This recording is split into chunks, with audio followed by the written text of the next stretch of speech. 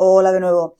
En el vídeo de hoy vamos a terminar el relato de Carlos V, hablando un poco de la política exterior, pero también me gustaría hacer antes, para tenerlo todo un poco más condensado, un pequeño repaso a lo que veíamos en el vídeo anterior, que era la herencia y el gobierno y la política interior. Tenéis que ubicaros con que Carlos de Habsburgo, es decir, Carlos V o Carlos I, dependiendo del reino en el que nos situemos, es el nieto de los reyes católicos. De cada uno de sus abuelos hereda una cosa diferente, unos territorios diferentes. Y en el caso además de su abuelo paterno, hereda el derecho a ser emperador del Sacro Imperio Germánico. Que sea rey de tantos terrenos no implica que todos esos terrenos tengan las mismas leyes, las mismas costumbres, la misma lengua, ni siquiera, como veremos después, la misma religión. Es una amalgama, un conglomerado de diferentes reinos que, insisto, solo tienen en común el rey, porque no tiene nada en común el virreinato de Nueva España con Flandes, simplemente el rey. En cuanto a la política interior, tenemos que saber que por un lado se subleva Castilla y por otro se subleva Aragón, pero los motivos son muy diferentes. Castilla se subleva porque este nuevo rey que llega a la corte no cuenta para nada con las personas castellanas y tiene una red de consejeros que son todos extranjeros. Entonces los castellanos lo que le piden es que haga una serie de modificaciones, que son que aprenda a hablar castellano, porque no sabe hablar castellano porque se ha criado en Flandes y no habla castellano, que cese a esos consejeros extranjeros que ha traído, que los tesoros, digamos, o los metales preciosos que venían desde Castilla, desde América, se queden en Castilla y no salgan inmediatamente hacia Europa, así como los caballos, y que trate de una manera más respetuosa a su madre, Juana, apodada la Loca, que está recluida en un monasterio en Tordesillas. Cuando esas cosas no se van cumpliendo, se subleva una serie de personas que se llaman los comuneros, que también es conocido como la revuelta de las comunidades, comuneros. Después de un enfrentamiento con las tropas reales, finalmente Bravo, Padilla y Maldonado son ejecutados. Y una vez que ha podido apagar ese fuego que tenía en Castilla, pues se le enciende otro fuego en la corona de Aragón. En este caso hablamos de la revuelta de las Germanías, que tiene que ver no tanto con cómo gobierna Carlos V, sino con cómo se comportan los nobles con los campesinos y demás. Una vez más, lo que hace Carlos V es aplacar esas revueltas por la fuerza, con las tropas reales. Una vez hecho este pequeño repaso de más o menos lo que tenéis que saber, vamos a la política exterior. Tenéis que saber que la política exterior de Carlos V es muy compleja porque, entre otras cosas, su territorio es muy extenso. Entonces, entre que es muy extenso, que tiene enemigos tradicionales y que se van a juntar varias cosas más, como por ejemplo los protestantes, va a tener como muchas movidas con las que tratar. Pero principalmente las vamos a reducir a 4. Lo principal que tenéis que saber es que tiene que enfrentarse a los protestantes que están en el Sacro Imperio Romano, tiene que enfrentarse a Francia, tiene que enfrentarse al Imperio Otomano y tiene que enfrentarse con el papado. Los protestantes del Sacro Imperio se refiere a esos príncipes que una vez que Lutero proclama su intención de reforma de la Iglesia Católica, se cambian de religión para diferenciarse del emperador. Eso va a ser un problema porque Carlos, entre otras cosas, lo que va a querer es una unidad religiosa dentro de sus propios territorios, igual que habían hecho sus abuelos. Con Francia hay una hostilidad tradicional, porque supongo que os acordaréis que con la corona de Aragón siempre ha habido fricciones entre las diferentes, la frontera francesa y tal, siempre ha habido fricciones. Entonces, otra cosa que va a suceder con el rey francés, con Francisco I, es que él también quería ser emperador del Sacro Imperio Germánico, y cuando le dan por votación y un poco también por soborno ese título a Carlos, pues a él no le va a sentar bien y entonces van a estar ahí todo el rato como guerreando. El Imperio Otomano, los turcos, está en plena expansión por los Balcanes.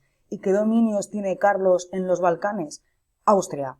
Entonces va a ser un enemigo muy recurrente porque todo el rato va a estar intentando invadir los territorios pertenecientes a la corona hispánica. Y por otro lado, el Papa tiene ciertos conflictos con que Carlos se erija como la máxima cabeza de la Iglesia católica, defendiéndola frente a los protestantes, porque, bueno, eso es una tarea que él cree que le compete a él como papa, como heredero de San Pedro y estas cosas. Y, además, una cosa que tampoco termina de convencerle mucho al papa es que, bueno, los estados vaticanos, que básicamente ahora se reducen a un barrio de Roma, pero que en algún momento de la historia fue bastante más extenso y que se encuentra en el centro de la península itálica, estaban rodeados completamente por territorios de Carlos V, y eso normalmente no suele ser buen presagio. Vamos a pasar a ver cada una de estas cosas más en concreto. El principal problema que tenía Francisco I, que es este señor de aquí, que es el rey de Francia, es que sus terrenos estaban rodeados por el norte y por el sur por terrenos de Carlos V, igual que le va a pasar al Papa, es el mismo problema. Cuando tú tienes un reino que está rodeado por norte y por sur, y en este caso también un poco por el este, por otra nación, por otro país, por otro estado, es un problema, porque siempre tienes ese temor de que me van a invadir ahora o no me van a invadir. Entonces van a tener diferentes puntos de fricción. Uno de esos puntos de fricción va a ser el control del milanesado, que es un territorio que milanesado se llama así porque su capital es Milán. Entonces ya os hacéis cargo de dónde está. Está en el norte de Italia y está cerca de Austria, pero también está cerca de Francia. Entonces es un punto de fricción importante. Total, que las tropas españolas van a derrotar a las tropas francesas en la batalla de Pavía. Esto va a suponer también que Navarra, de una vez por todas, quede anexionada a la monarquía hispánica, porque el reino de Navarra siempre ha estado bailando entre Francia y entre los territorios hispánicos. Y a partir de ahora, a partir de 1525, va a ser siempre, o mejor dicho, nunca más va a ser dominado por Francia.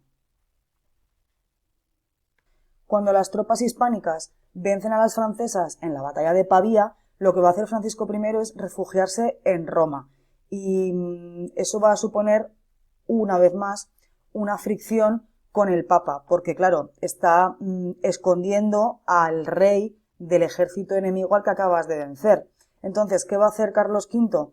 Va a invadir Roma. En una cosa, o en un acto, o en un hecho, mejor dicho, en un hecho, que se llama el sacco di Roma, es decir, el saqueo de Roma. Esto es bastante relevante porque tenemos a un emperador que es el custodio o el guardián del catolicismo, invadiendo y entrando en guerra con el Papa, que se supone que es la cabeza del catolicismo. Entonces es un poco delirante, pero bueno, así es la política en estos siglos. Por otro lado, el Imperio Otomano, es decir, los turcos, tienen a la cabeza a un sultán que se llama Solimán el Magnífico, que es lo que os decía, que estaba amenazando en su proceso de expansión a los terrenos que tenía Carlos V en Europa, especialmente a Austria. En 1529 van a asediar Viena, que es la capital de Austria, pero no les va a salir bien. En 1535 fueron derrotados por Carlos V en Túnez, pero el Mediterráneo al final va a terminar siendo un mar muy peligroso, lleno de piratas berberiscos, es decir, de piratas musulmanes, que van a ser un problema bastante grande, porque os recuerdo, entre otras cosas, que la corona de Aragón lo que hace mayoritariamente, o la mayor parte de su economía se basa en el comercio por el mar Mediterráneo. Y claro, si tú tienes el mar lleno de piratas, pues es una faena, porque te van a estar robando todo el rato y no va a ser nada rentable. Entonces esto va a ser un problema recurrente que veremos cómo lo soluciona Felipe II. Por último, pero no por esto menos importante, porque de hecho es muy relevante, un problema gigantesco que tiene Carlos V es el que le va a surgir con la Reforma Protestante. En 1517, ya sabéis, Martín Lutero pues expone sus tesis y con esto se inicia esta especie de movimiento de reforma de la Iglesia Católica. Lo que va a conseguir Martín Lutero es que muchos de los príncipes alemanes, que ya sabéis, muchos príncipes, un emperador, pues algunos de esos príncipes se van a convertir al protestantismo. Y esto es un problema porque una vez más, como he dicho antes, una de las cosas que busca Carlos V, inspirado también por sus abuelos, es la unidad religiosa dentro de sus dominios. Y aunque él no sea directamente un príncipe alemán, sí que está encima de ellos, los controla. Entonces, que algunos les vayan sublevando en cuestiones religiosas no le va a sentar muy bien.